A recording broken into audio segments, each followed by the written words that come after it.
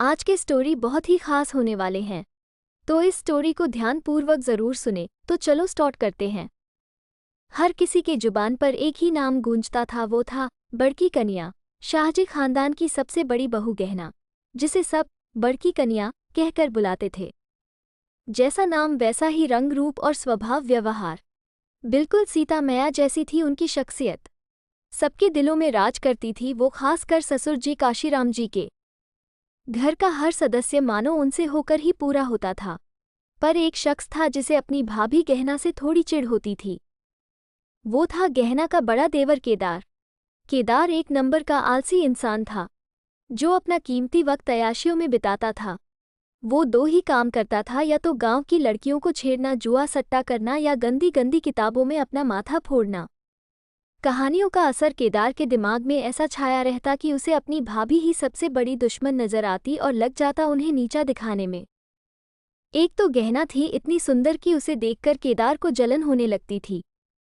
गहना की सुंदरता को देखकर ही पारोजी, गहना की सासू माँ, उसे सामने से बहू बनने का न्योता दे दी थी। और गहना पारोजी की बात सुन मन ही मन सोचती, ऐसे कौन राह चलते लड़कियों को अपनी बहू बनने का न्योता देते हैं।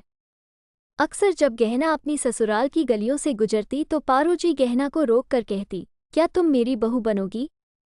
पर गहना पारोजी की इस बात का जवाब दिए बिना वहां से निकल जाती थी। बड़ी बड़ी झील सी आंखें, काले घने लंबे बाल, दूधिया गोरा रंग और ऊपर से गठाया हुआ आकर्षक बदन, किसी भी चीज में कोई कमी नहीं थी उसकी खूबसूरती में।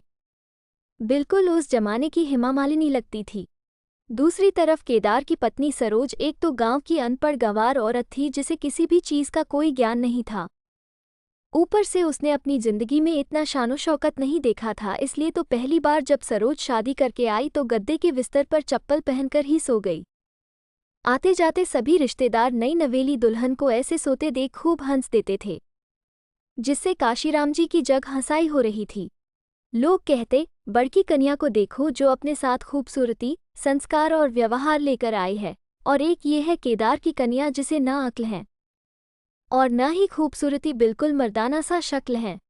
लोगों के मुंह से ये शब्द सुन केदार का जी जलन से आक्रोशित हो जाता और उसका मन करता कि अभी जाकर गहना का मुंह किरासन तेल डालकर जला दे। और कई बार तो उसने माचिस की तीलियां जलाकर डराता भी था, पर काशीराम जी और अपने भाई के डर से छोड़ देता था। कितनी बार काशीराम जी ने केदार को कारक शब्दों में समझाया भी, पर फिर भी वो अपनी आदतों से बाज नहीं आता था। केदार ही पूरे घर में एक ऐसा शख्स था जो हाथ धोकर गहना के पीछे पड़ा हुआ था। बाकी सब देवर तो गहना को अपनी भाभी माँ समान समझता था।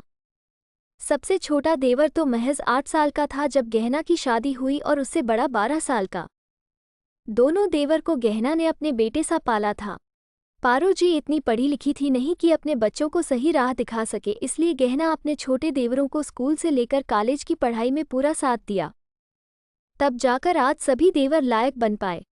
दूसरी तरफ गहना का पति घनश्याम अपनी जिम्मेदारियों को निभाने में कोई कसर नहीं छोड़ा। घर परिवार उसके लिए बहुत मायने रखता था। गहना भी अपने बड़े होने का हर दायित्व निभाया, इसलिए तो हर किसी की जुबान में बड़की कन्या बसती थी। गांव से लेकर शहर के रिश्तेदार सभी ढूंढते थे सिर्फ और सिर्फ बड़की कन्या को, क्योंकि उनकी बातों में वो जादू था जो खींच लेती थी अपनी तरफ, मान से, सम्मान से, सेवा भाव से। खैर, इन सब के साथ समय भी तेजी से भाग रहा था। इन भागते समय के साथ गहना के भी 5 बच्चे हो गए और देवरों की भी शादी हो गई। जैसे जैसे देवरानियों आती गई वैसे वैसे गहना का मान कम होता गया। अब तो हालत ऐसी हो गई कि हर बात पर देवरानियां केदार के बहकावे में आकर गहना से लड़ने झगड़ने लगी। आए दिन के झगड़े से तंग आकर गहना और घनश्याम ने अलग रहने का निर्णय किया। गहना के अलग होते ही वो अब बड़की कन्या से बुरी कन्या बन गई। जब तक सबकी जली कटी बातें सुनकर सबको साथ लेकर चलती रही, तब तक सबके होठों पर एक नाम हुआ करता था, बड़की कन्या। जैसे ही उन्होंने अपने और अपने बच्चों की भविष्य की चिंता की, उन्हें सब बुरा बना दिया। गहना ने कभी किसी का बुरा नहीं चाहा, पर उसका बुरा चाहने वाला बहुत लोग थे उस घर में और रिश्तेदारों में भी। पर ये सब छोड़कर गहना और घनश्याम अपने बच्चों का भविष्य बनने में लग गए। दिन बीतता गया और बच्चे बड़े होते गए। धीरे धीरे चारों बेटियों की शादी हो गई और घर में बहू भी आ गई। बहू के आते ही फिर से वही सब शुरू हो गया जो कई अरसों पहले गहना ने पीछे छोड़ दिया था। बहू भी ऐसी मुंह की जोर जो हर छोटी बात पर गहना से झगड़ती रहती। एक बार फिर दिन का चैन और रात की नींद हराम हो गई।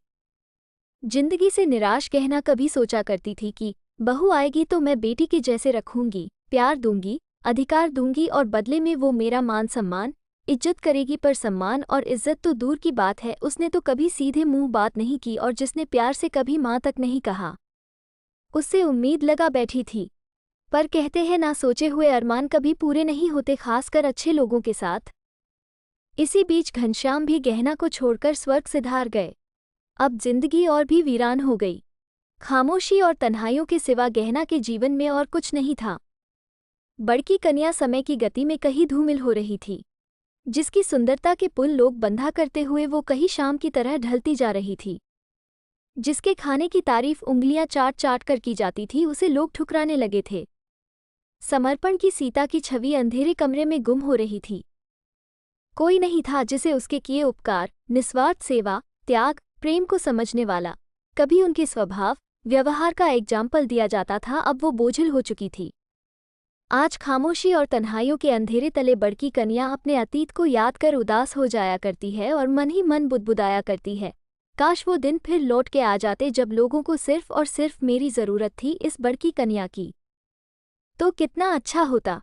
कल तक जो सबके लिए अनमोल था, आज वो बेमोल हो गई और इसी कमरे में दबकर रह जाएगी, एक अतीत के पन्नों की तरह। ऐसा सोचते सोचते कब गहना की आंखें लग गई और वो हमेशा हमेशा के लिए चीर निद्रा में सो गई। प्रिय दोस्तों, एक औरत कितना भी कुछ कर ले, उसे लोग बुरा बना ही देते हैं। एक औरत हर रिश्ते को बड़ी ईमानदारी से निभाती है, उस पर भी लांछन लगते तनिक भी देर नहीं लगती। गहना ने ताउम्र सभी के लिए अपना सब कुछ निछावर कर दिया, पर सब कुछ होते हुए भी उसे कुछ नहीं मिला। जिस मान सम्मान के लिए ताउम्र सबके लिए खड़ी रही, उसे बार बार झुकाया गया अलग अलग तरीकों से। इस कहानी के माध्यम से आप लोगों के समक्ष सिर्फ अपने विचारों को रख रही हूँ। मेरा मकसद किसी की भावनाओं को आहत करना नहीं है। ये रचना पूरी तरह से मेरी लिखी हुई है। आपको मेरी कहानी कैसी लगी? ये स्टोरी आपको कैसा लगा? कमेंट में ज़रूर बताना। अगर आपको अच्छा लगा तो मेरे चैनल को लाइक शेयर सब्सक्राइब ज़रूर करें। मिलते हैं नेक्स्ट वीडियो में, तब तक के लिए बाय।